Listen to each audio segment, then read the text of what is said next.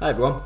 Right, in this video I'm going to be talking through some more of the responsibilities of writers. Okay, I've already done a video where I explained the legal and ethical obligations of writers, whereas the ones I'm going to focus on in this video are more what you'd probably class as social obligations of writers. So things that writers must consider to make sure the work that they are producing has positive impacts on society and does not negatively impact on society in any particular way. So what we're going to be focusing on, well, I'm going to introduce you to the various responsibilities of writers in the media industry with regards to social aspects. We're going to look at some key audience theories and how they impact on writers, and we're also going to look at some of the issues with regards to responsibilities of writers. Now obviously all this stuff is going to be working towards your assignment 1, which is understanding the roles and responsibilities of writers. Some of this stuff we have already covered in class, so you may know it already, but I thought I'd just go over it one more time just so you've got it all in one place to make it a bit easier for you, so you don't need to jump around, back and forth between different videos. So these are the things we're going to be looking at. Now we're not going to look at any real specific examples in detail. We're just going to be looking at the actual definitions of these various different terms. There might be a few examples that we might relate to now and again, but we're not going to go into that much detail because that's going to be what you're going to be doing for your assignment. So we're going to be looking at media effects, we're going to be looking at political bias, representation and misrepresentation, denotation and connotation, audience positioning / reception theory, and Anchorage. Alright, so let's crack on. Oh, never mind. No, what we're going to do first is I'm going to tell you why we're doing this. Well, I've sort of just said that, I suppose. So you need to evaluate the responsibilities of writers in section 3 of assignment 1, and you'll be expected to find your own examples. I've pretty much just said that, but I forgot that slide was there, so never mind. Right, so obviously with regards to journalism in terms of a social aspect, it is a massively important role because basically journalists are the main way that people find out information about what is happening in the world or in our society. Whether it's through a newspaper, whether it's through things like social media or TV news, okay? It's how we find out what is going on in the world. And it's probably one of the main places that, accurately, that tell us what our society is like. So journalists need to make sure that the information that they report and how they report it can have massive impacts on audiences, and that's some of the things we're going to be looking at today. Not necessarily what is reported, but how is that information reported, because the way it's reported can massively impact on the way that audiences receive and interpret the information that is in a particular article. Alright? So, media effects is quite a well-known idea, which is the idea that the media has a massive effect on the way that people behave, the way they think, or the attitude that they may have. So it's the idea that the media can influence people's beliefs, or it can, influence the actual knowledge that they get on certain topics, through things like information or misinformation, and even things like voting habits as well. Okay, it can influence how they may or may not intend to vote in things like, well, a main example would be a general election.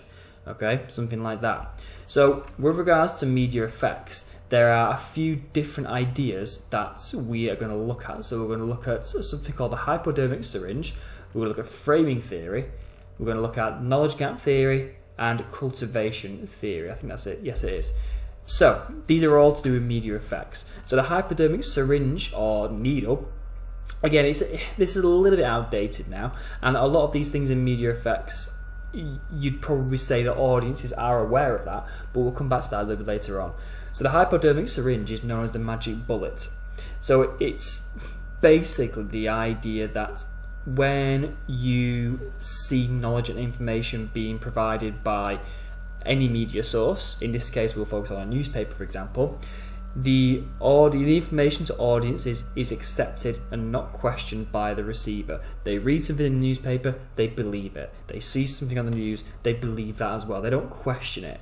Okay, it is quite an old-fashioned model because, like I said, they did originate from propaganda, from Nazi Germany being the main example. But it's seen quite a lot now on social media, the whole avenue of fake news and stuff. But that's quite a big debate that we're not going to get into right now because we could spend hours talking about that. So the hypodermic syringe, audiences believe what they read, okay? They trust the information. It's called a syringe because it's the idea that the media can inject these thoughts straight into, your head, like this guy here, into your brain.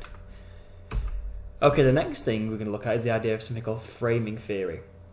Now, framing theory is not necessarily related to the actual story that's being told or whatever that piece of news is. It's how is it told, because the way you tell a story massively changes the way that people might react to it.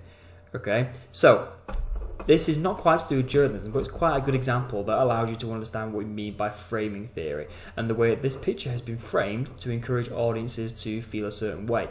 So this is a very, very famous picture of the flower power hippie movement era of a protester here standing up against the US Army. Okay, now you look at this picture here, and what do we see? We see a single individual woman holding a flower. She's got a very sympathetic pose. She's almost looked like she's got a very sort of sad, very pleading facial expression. She's got her hands together, almost in a way like she's praying. She's holding that single flower up. Okay, and you compare that to the opposite, where you've got this huge line of soldiers with their guns pointed at her, these stern, facial expressions. Now, obviously, that's influencing the reader, or the viewer, us, the audience, to feel sympathy for her. Okay? Now, what it doesn't show you is that behind her, you've probably got about 10,000 other hippie protesters who are all in a line equally as intimidating as these ones here. But the way the picture's been framed, the fact that it's cut this information out, it tells the story differently. Okay? It's telling us the story that we're meant to be sympathetic for this person. Okay? They could have done this the other way around by having one single soldier against a line of hippies, but they didn't do that. Okay? They tried to manipulate you to think or feel sympathy for this particular woman here, and that's essentially what we mean by framing theory. Okay? It's framed this way because this is the way they want to tell us, and all this stuff here that's not inside the frame doesn't matter. It's not important because that's not how we're telling the story. So it says there, a story can be presented both positively and negatively depending on the language, images, or juxtaposition of both. Okay, I'll show you another example. This is from the Theresa May calling for a general election in 2007. You've got on one side the Daily Mail, on the other side Daily Mirror, both from the same date, June 8th, 2017. This one here, it says, in a stunning move, Mrs. May calls bluff on the game, playing Ramonas, including unelected lords with a snap election, and vows to crush the saboteurs. So this story here, it's meant to be very, very pro Theresa May. It's positive. It's saying, look at this move she's done by calling a snap election. Okay, what a great idea. What a brilliant idea. Whereas this one here, the Daily Mirror, which interestingly enough has a very different political bias than the Daily Mail, but we'll come back to that. It says time and again, Theresa May said an early election would be bad for Britain. But yesterday she put herself and her Tories first, and it says the lady is for U-turning. Okay? So, it's much more negative. Even in things like the pictures they've used as well. This picture here, look, they've used one where she's looking straight at the camera. It's a direct gaze. She looks stern. She looks confident. She looks imposing. Whereas this one here, she doesn't. She's got a bit of a weird facial expression. She's halfway through talking. She looks a bit funny. She's got bags under her eyes. Whereas this one, she looks much more, alive, I suppose you could say. Her skin's more pale in this one. It's much more, less pale on this one. Okay, you can tell that she's been represented more positively in this picture. Okay, now even though these newspapers are focusing on the exact same story, they've been framed, they've been told in a different way. Okay, does that make sense? Good. Okay, next, the knowledge gap theory. Now, knowledge gap theory is not specifically related to newspapers, but we can apply it to newspapers really, really well.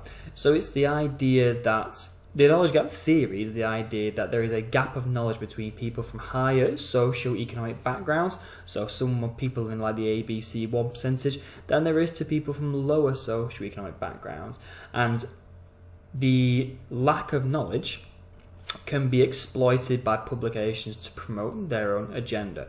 So, for example, they might use, simplified vocabulary, they might use slang in order to appeal to people who might be from a lower socio-economic background and therefore might not have as much of a knowledge about a particular subject that the people from the ABC 1% might have.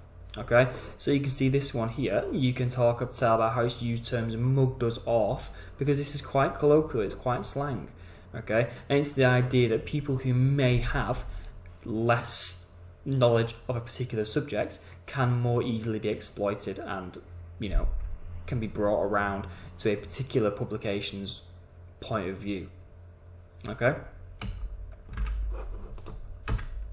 And finally, we've got cultivation theory. This one's probably the easiest one to get your head around. And really, it just simply means the more often you're exposed to a particular opinion, particular thought, particular sentences, particular statements, the more likely you are eventually to read it. Okay? So if you look at it from a newspaper point of view, the more frequently readers are told certain messages or beliefs, the more likely they are to align to that particular way of life, because they're exposed to it every single day. They might not think it, but slowly, subconsciously, you are more likely to believe this particular, point of view. Now, this could be contrary to reality itself. So, not a very nice example, but a very accurate example is these examples here from the Daily Express and the Daily Mail. You've got all these headlines here that are negatively representative of immigration and migrants. Now, the argument for cultivation theory is that the more you're exposed to these messages, the more likely you are to believe these messages. The more likely you are to believe things like immigration is out of control, or, 2 million illegal immigrants, okay? Now, that might not necessarily be true, okay? Or it's probably very sensationalized, but you're exposed. If you buy the Daily Express every day and you're constantly, subjected to these, sensationalist headlines, cultivation theory suggests you're more likely to believe it eventually. Okay, Daily Mail is quite a good example again. Okay, it's seen a lot with stories about immigration in particular. It's quite a relevant topic at the moment. So that's media effects. Okay. It's the idea that the media can have different effects on, your beliefs, your knowledge, the way you approach things, okay? Okay, so, a lot of text there. Political bias. Now, I'm not going to spend time explaining the difference between left-wing and right-wing politics, because that's an entire video for itself. But it is helpful if you know that. So if you don't know that, or you don't know what particular political allegiance you have, it might be a good idea one day to take a political compass quiz to find out where, your opinions lie. Okay, you should be influenced by what you think, not what newspapers tell you to think. Okay, so I'll get off my soapbox now. So it's important to know that pretty much every newspaper in the country has some form of political bias. Okay, they will be either left-wing or right-wing, depending on, their opinions or maybe their owners, okay? And what those newspapers will do is they will try and influence the reader to promote their beliefs and encourage them how to vote, okay? I'll show you some examples in a second, but it's interesting, from a poll in Panelbase, it suggests that, it found out that 24% of audiences were influenced on who to vote for in a general election by newspapers. So it's quite interesting. Okay, it can be done very subtly. It can be done more obviously, but obviously main examples will be things like the UK general election or other important events such as Brexit, the Scottish independence. Okay, newspapers can change their beliefs over time as well. They will not always support the same political party. Okay, if you are more on the left-wing spectrum or centre-left, you're more likely to be leaning towards political parties such as the Labour Party or Green Party. Whereas if you're more right-wing or centre-right, you're more likely to be leaning towards the Conservative Party, or in some cases a bit more right-wing, you're looking at parties like UKIP, okay, or the, whatever it's called, the Brexit Party, is it called? Something like that anyway. Okay, so I'd always recommend that you take the political compass quiz to find out whereabouts you lie. Okay, it's interesting. So, there is quite a large imbalance in the UK between left-wing and right-wing newspapers. So this is a little chart from a YouGov poll that shows to what extent the UK newspapers are more left-wing or right-wing. So you can see here there's quite a large discrepancy here between how many right-wing or slightly There's a discrepancy here between how many right-wing newspapers or slightly right-wing newspapers we have in compared to the left. Okay, so you see you've got like really two and a bit for slightly left-wing and a lot of more right-wing newspapers. So you've got Guardian, the Mirror. Independent is meant to be independent, but it's probably a bit more centre-left. And you've got the Times and the Telegraph, which are a bit more centre-right. The Sun, centre-right. Daily Express, a bit more right-wing. And the Daily Mail, a bit more right-wing as well. Okay? So these are some examples of right-wing slash centre-right newspapers. So these are more likely to be encouraging you to vote Conservative. So you've got Daily Express, the Daily Mail. They're two of probably a bit more right-wing than others. The Sun, Daily Telegraph, and the Times. Okay, so these are right-wing slash centre-right newspapers. So what you will find is in their newspapers they will either very obviously or very subtly include information that will be more lenient towards conservative parties, essentially. It might be really obvious, it might be a bit more subtle, it might be with the images, it might be with the language, it might be both. Okay? Just that one. Left wing, you've got the Guardian. You've got the Independent, which is probably a bit more central, but it's probably slightly centre-left, and the Eye as well, which is, they're both examples of left-wing newspapers. Oh, and the Daily Mirror as well. The Daily Mirror is sort of the left-wing equivalent of the Sun. Now, interestingly enough, which is, something that you can consider when you're questioning the morals of newspapers, is that the Scottish version of the Sun is actually a bit more left-wing, or more, it's a centre-left newspaper, whereas the Sun in Britain is centre-right. Okay, both owned by the same person, so realistically you can think about the morality of that if you want to. Okay, but same newspapers, different political spectrum depending on what country you're in. And you've got a couple of newspapers that do claim to be neutral. Okay, the Metro, which is the one you get free on the bus in the morning, and the Daily Star. Okay, very, very rarely offer any political allegiances, so they are what you consider to be neutral. Like I said before, it's not just used for general elections. The Brexit vote in 2016 is a really good example. Okay, you've got the Sun here who were campaigning to leave the European Union. Okay, it's pretty obvious they want to leave the EU on there. I'm not going to explain why, because you can just look at it. And the Daily Mirror was the opposite. Okay, it was a Remain newspaper. So it's not just on general elections and politics. It can be things like the Brexit vote. Scottish referendum from 2014 was a good example of that as well. Okay, representation. This is a very important one. So when we're talking about representation, what this refers to is how a person or a group of people are presented to audiences. How are we meant to view those? Okay, are they meant to be positive? Is it meant to be negative, for example? Okay, now the important thing to think about for representation is not fact. It is a representation of something. There is often not context provided, okay, which we might need to understand the story.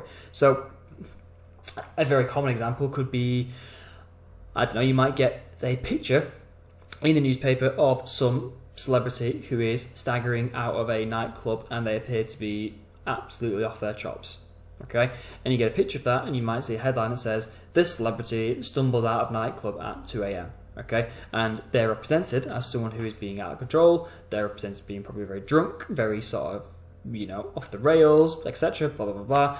But there's no context there. Okay, there could be a picture that is very, timed in a certain way to make them look that particular way.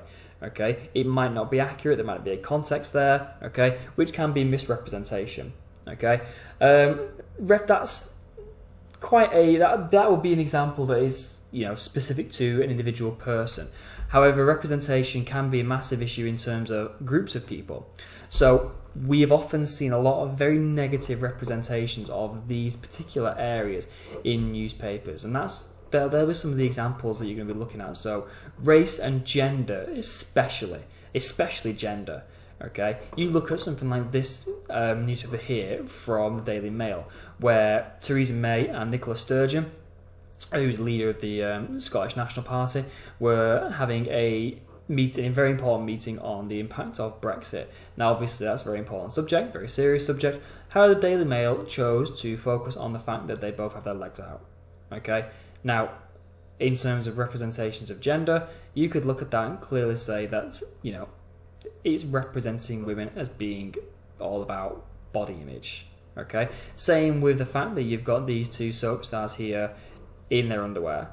Okay, and again, not exactly an accurate representation of women, is it really? That they're meant to be seen as something to be looked at. Okay, you could also talk about the feature that the Sun used to have on the page 3 girls, but again, we're not going to focus on that too much because that's where your examples will come into it. Okay, similar to what we spoke about before when we spoke about cultivation theory.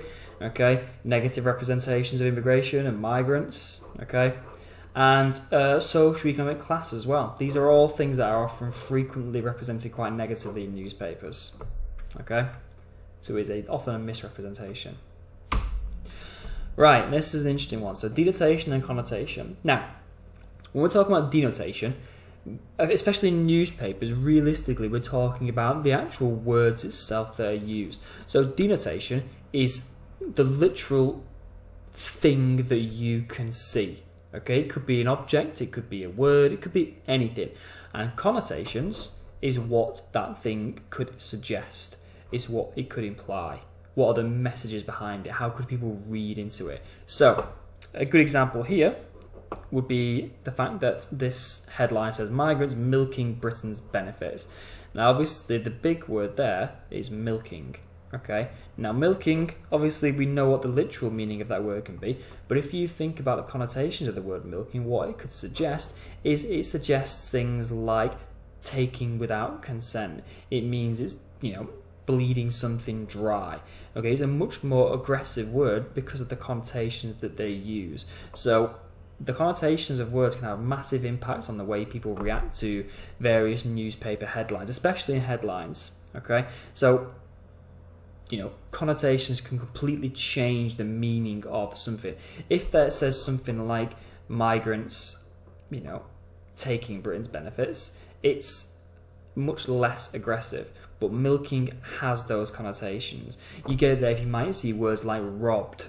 Okay, again, it gives those connotations of taking without permission. Okay, so the connotations of words can have big impacts on how people react to a news story. Okay, audience positioning and reception theory. This is very, very important, especially when we're talking about things like media effects. Okay, so obviously we spoke about how the media has a massive impact on the way you might interact or interpret a news story. And Stuart Hall's audience positioning theory is perfect for this. So he argued that as an audience member, when you are consuming a media text, whether it's a newspaper, whether it's a film, TV program, whatever, you adopt a different position to that media text, okay, in the way that you interact with it. So the first one is called the preferred/dominant reading. Now this is where you as an audience member, you will interact or take away we'll look at it from a newspaper point of view, a writer's intended meaning, and you accept the information that they are given. Okay, you believe it. So essentially what you're doing there is you are falling into the idea of the hypodermics of rich. Okay, you're believing what you read, or you believe what you see. It's the preferred reading. It's not necessarily always a negative thing, okay, but you believe what you read. Okay, you take away the meaning that they're trying to give. However, you also could have something called an oppositional reading, where the reader completely rejects the writer's intended meaning and comes to their own conclusion. Now again, that could be influenced by a lot of things. It could be influenced by your political beliefs, your social backgrounds, your I don't know, your job, your ABC1, socioeconomic status, things like that. So, for example, I could look at this newspaper here, and I could look at that and think, right, I don't believe that. Okay, I think that's sensationalist, I think it's exaggerated, and I'm choosing to reject that this is what is happening. Okay, but again, that's, you know, down to my own personal preferences, my backgrounds. Okay, I'm rejecting that, and that's one of the really important, powerful things that we as audience members have. We can look at something and say, right, I don't believe that. Okay, I'm choosing to have an oppositional reading. Okay. You also could have a negotiated reading, which is, again, a bit of a compromise. Okay, you might accept parts of the article or whatever it is you're looking at, but have your own views as well. Okay. Okay, finally, we've got Anchorage. Okay, we have looked at this in other classes as well. So Anchorage is the way images and text juxtapose together to create meaning and understanding. Images can have multiple meanings individually, but text can help pin down the meaning. Have I got examples in there? Yes, I have. Right. So you look at this newspaper here. You've got these three judges and the headline, Enemies of the People. Okay. And obviously the meaning, the preferred reading you're meant to take away from this is that these people have done something that is dangerous to society. Okay? They are, you know, it's something to do with Brexit, you don't need to worry about that, to be honest, okay? But this text here anchors down the meaning of this image. Whereas if that text says something else, something along the lines of, I don't know, something really obvious like hero, judge, sentences, criminal, then that image the meaning of this image changes. With this headline, these people are probably are represented quite negatively. Whereas if it says something like hero, judges, you know, sentence criminals, then these guys are going to be represented a bit more positive. So the way these two things come together can change the meaning, because individually, on their own, these pictures are just people of judges. Okay? Individually, they have no meaning. But then with the text, they come together and combine to create a different meaning. Okay? And that's the idea of Anchorage. Okay? Images and text combine together to create meaning. Okay? Right. So that's pretty much it. So we've looked at media effects, we looked at political bias, representation and misrepresentation, denotation and connotation, audience positioning, and Anchorage. Hopefully I've made them pretty clear what they mean, but if anything you don't understand, please get in touch, come and see me, send me an email, whatever. And this stuff will only get you to pass criteria. Okay, it's the examples that you need that will get you that merit and distinction criteria. So that's what we'll be doing quite a lot of in class. Okay, but that is pretty much it. Any questions, give me a shout. But other than that, I'll see you in a bit.